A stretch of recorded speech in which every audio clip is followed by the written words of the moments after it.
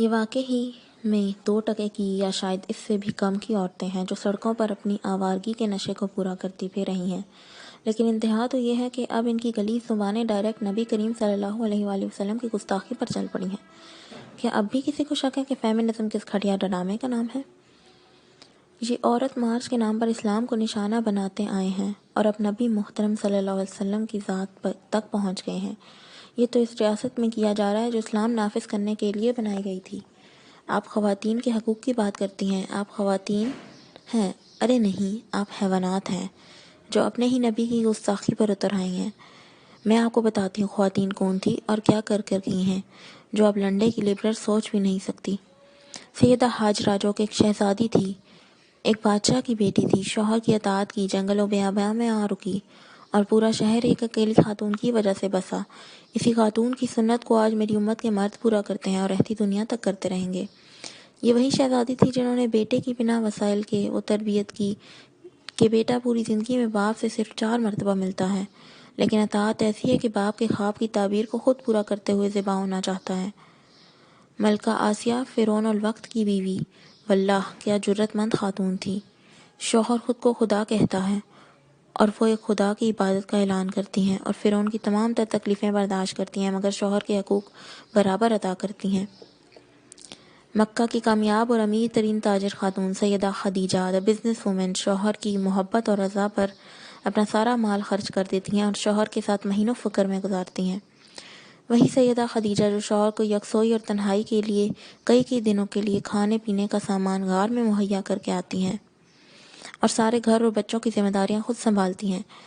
وہی سیدہ خدیجہ جو پہلے وحی کے آنے پر نہ صرف خود فہم و فراست کی بنا پر سارا معاملہ سمجھتی ہیں بلکہ شوہر کو بھی مضبوطی و سہارا دیتی ہیں اور پوری کائنات کی تقدیر بدل دینے کے لیے شوہر کے کندھے پر تھپکی دیتی ہیں اور آخری دم تک ساتھ کھڑی رہتی ہیں۔ سیدہ عائشہ کو صرف اس بنا پر نہیں جانتے کہ آپ صلی اللہ علیہ وسلم کی زوجہ تھی بلکہ اس وجہ سے بھی آپ کا مقام ہے کہ آپ نے امت کو دین ایک بہت بڑا حصہ منتقل کیا۔ آپ نہایت بلند پایا کی عالمہ اور فقیہہ تھیں۔ سیدہ عمارہ وہ بہادر اور جنگ جو خاتون جو شوہر اور 4 بیٹوں کو جنگ کے میدانوں کی زینت بناتی ہیں۔ سیدہ عائشہ تو وہ ہیں جن کی پاک دامنی کی گواہی قرآن میں ہے، جن کے سینہ مبارک پر سر رکھ کے نبی کریم صلی اللہ علیہ وسلم اس دنیا سے رخصت ہوئے۔ وہ سیدہ عمارہ جو بہادری، ایمان کی طاقت اور جنگی صلاحیتوں کی بنا پر میدان جنگ میں نبی اکرم صلی اللہ علیہ وسلم کا دفاع 4 سو سے کرتی نظر آتی ہیں، تیروں اور تلواروں کو روکتی نظر آتی ہیں۔ سیدہ اسماء بنت ابی بکر جو ہر موقع پر دین کی خدمت کرتی نظر آتی ہیں، اپنے بزرگوں کی تابعداری کرتے ہوئے ان کی تسلی کا باعث بنتی ہیں اور کفار کو منہ توڑ جواب دے کر سخت مشکل کے وقت والد اور نبی اکرم صلی اللہ علیہ وسلم کا دفاع کرتی ہیں۔ وہی سیدہ اسماء بنت ابی بکر جو نہ صرف شوہر کا گھر سنبھالتی ہیں بلکہ باہر بھی معاونت کرواتی ہیں اور شرم و حیا کی وہ اعلیٰ مثال قائم کرتی ہیں کہ تاریخ گواہ ہے۔ نبی اکرم صلی اللہ علیہ وآلہ وسلم کی سواری پر اس بنا پر نہیں بیٹھی تھیں کہ وہ نامحرم ہیں، بہنوئی ہیں۔ وہ سیدہ جویریہ جن کے اسلام قبول کرنے اور نبی اکرم صلی اللہ علیہ وسلم سے نکاح کرنے کی بنا پر ان کا پورا قبیلہ آزاد اور مسلمان ہو جاتا ہے۔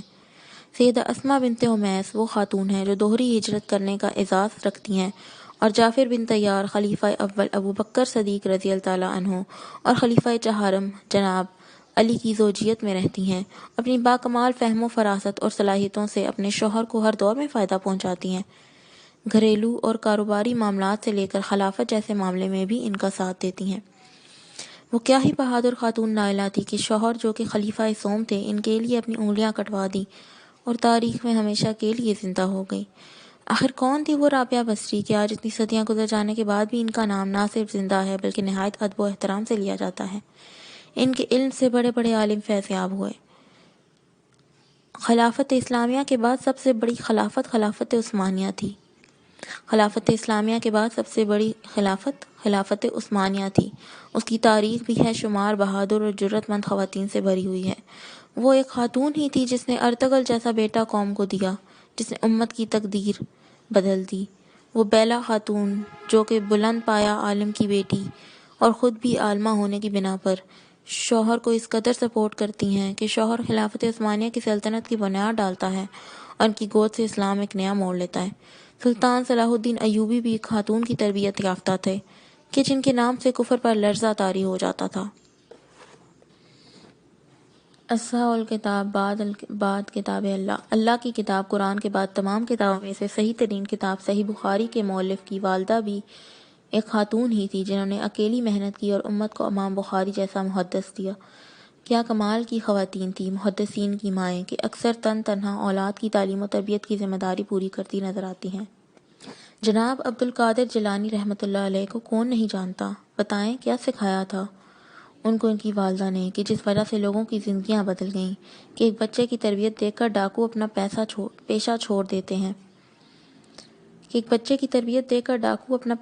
دیتے ہیں۔ امام شافعی کی والدہ کا ذکر بھی تاریخ میں سونے کے حروف میں لکھے جانے کے قابل ہے۔ جناب ڈاکٹر علامہ محمد اقبال شاعر مشرق امت کو بیدار کرنے والے، امت کو پھر سے ایک ہو جانے کا خواب دینے والے، کیا وجہ تھی کہ ایک انسان اتنا پر اثر ہو گیا؟ ایک خاتون کا جذبہ کہ بیٹے کو حرام نہ کھلاؤں گی، شوہر کے کاروبار میں سود شامل ہے تو بیٹے کو اپنا دودھ تک نہ پلاؤں گی کہ حرام سے بچانا ہے، شادی کا زیور بیچ کر بکریاں خریدتی ہیں اور اس کے بیٹے کے پیٹ میں حلال پہنچاتی ہیں، تو خدا بھی پھر سے اقبال بناتا ہے، امت کا اقبال۔